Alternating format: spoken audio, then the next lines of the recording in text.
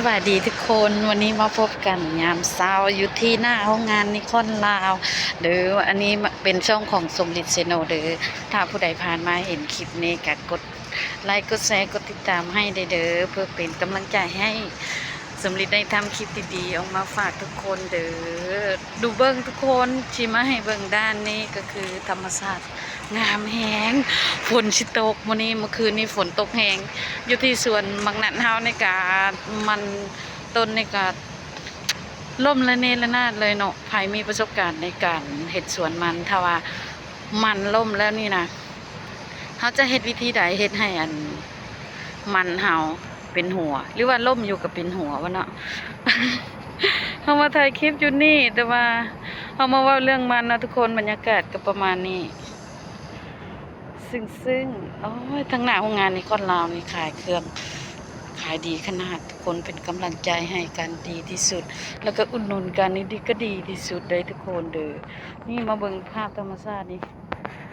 ยังไงเบิ่งมุมนี้งามแหงทุกคนงามโคตรเลย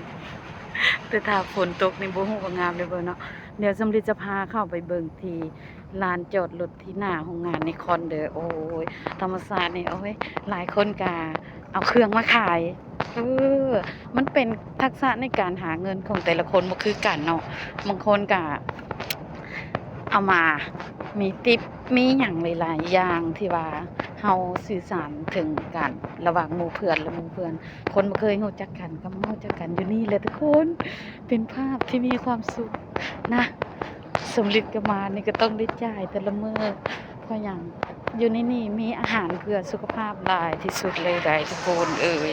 อย่างเช่นเดี๋ยวสิให้เบิ่งอาหารเพื่อสุขภาพนี่ก็คือมันของเฮานี่ทุกคนเดี๋ยวสิให้เบิ่งนี่มีมันนี่แล้วก็มีแก้วมังกรนั่นมังคุดโลเท่าไหร่ของเจ้าบ่ลูกมังคุดนะของเจ้าบ่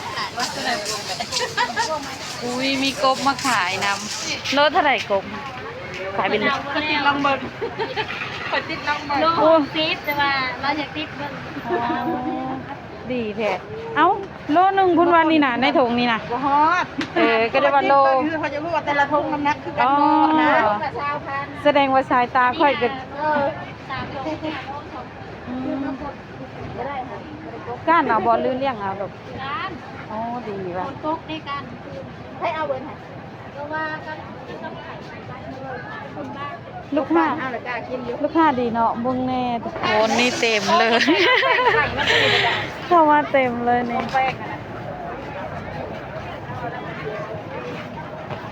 โอ้ยมันมีสมผักเนาะนี่เนาะบรรยากาศก็สิประมาณนี้ได้คือคืนเด้อโอ้ยกล้องเฮานี่ก็บ่อยากจับมันเป็นได้เนาะยิ้มสิกล้องใหญ่ดูเอายิ้มให้บ่อยู่ทางบ้านเบิ่งให้แน่เอ้ยผิวงามเด้อเดี๋ยวนี้เด้อรอแค่ทูนี่ก็เป็นเดือนเลยบ่มานี่อุ้ยฝนตกตอนนี้กำลังสิตกเลยทุกคนตกเลยบรรยากาศเลยสิแน่เบิ่งเลยเสียงเซลวุ่นวายแห่งด้านตรงนี้ก็มีนะเบิ่ง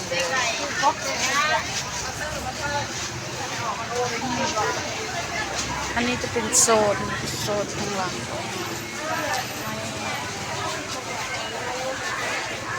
โซนนี้ก็เป็นลานจอดรถทุกคนค่ะทุกคนมาจอดรถที่นี่สะดวกสบายก็มีเสื้อคันกะเพื่อนๆบอกว่าหาภัยว่าฉันคอยกำลังเสียเจ้าเข้ายูทูบเบอร์เลยนี่เป็นอะไรมาเขียบชุกหรือยังกินแล้วหรือบ่แซ่บบ่มื้อเช้านี่หล่นลงมาหน้าเฮือนปุ๊บออกมาอ้าวว่าบ่มีไผมาเก็บมาเขียบเลยว่ะ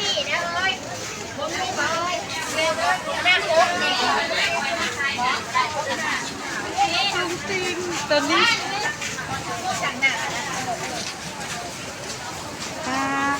จะมีมังหุงขายอีกบุ้งแน่นี่เด้อมีเด้อหมากละ5,000เด้อบุ้งแน่นี่หมาก5,000โคตรหน่วยบักใหญ่เลยไม่ค่าก็งามคือบุ้งเลยนี่นะ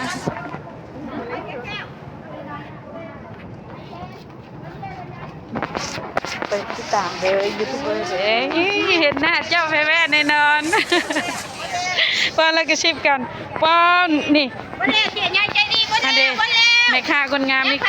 ขายดีขนาดได้นี่ อัน พี่ไก่ไปค่ะ อยุ่ใส่เกาะพ่นซิมเลยเนาะ พ่นซิม ป้า จ้า ปิ้งไก่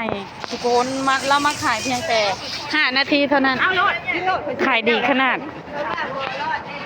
โอ้วันนี้จะลืมเข้าไปกินกาแฟโอเคจบคลิปอยู่ในนี่เด้อทุกคนเด้อไว้พบกันมื้อหน้าบ๊ายบายขอให้มีความสุขในการใช้ชีวิตของทุกๆวันเด้อทุกคนบ๊ายบายเด้อฝนก็สิตกแล้วไปกินกาแฟก่อน